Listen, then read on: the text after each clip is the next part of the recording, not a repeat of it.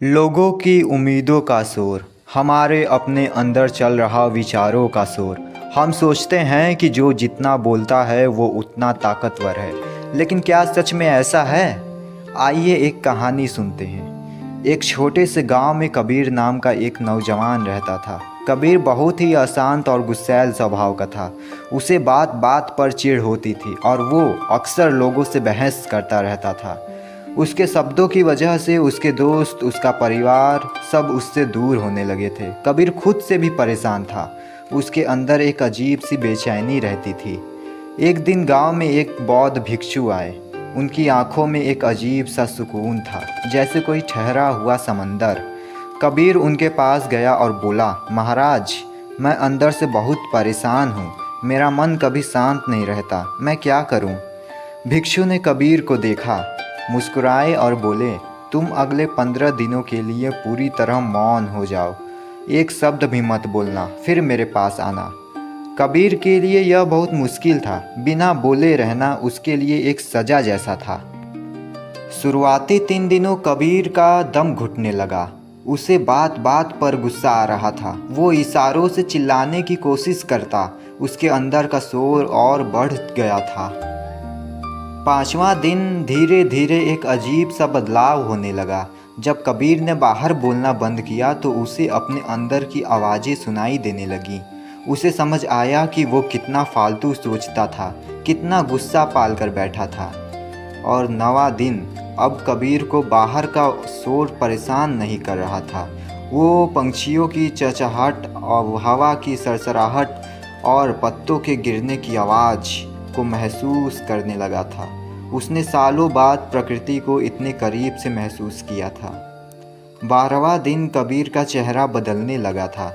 आँखों का गुस्सा गायब हो चुका था और वहाँ एक गहरी शांति आ गई थी।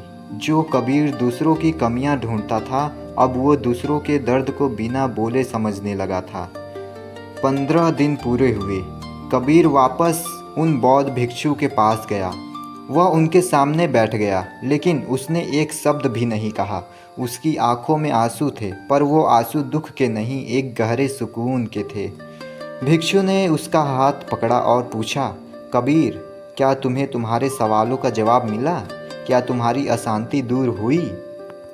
कबीर ने झुककर भिक्षु के पैर छुए और बहुत ही धीमी, शांत और मधुर आवाज़ में बोला, महाराज, जब तक मैं बोल रहा था मैं सिर्फ खुद को साबित करने की कोशिश कर रहा था, लेकिन जब मैं खामोश हुआ तो मैंने पहली बार ज़िंदगी को सुना। मैंने जाना कि असली ताकत चिल्लाने में नहीं, बल्कि अपने अंदर की खामोशी को महसूस करने में है।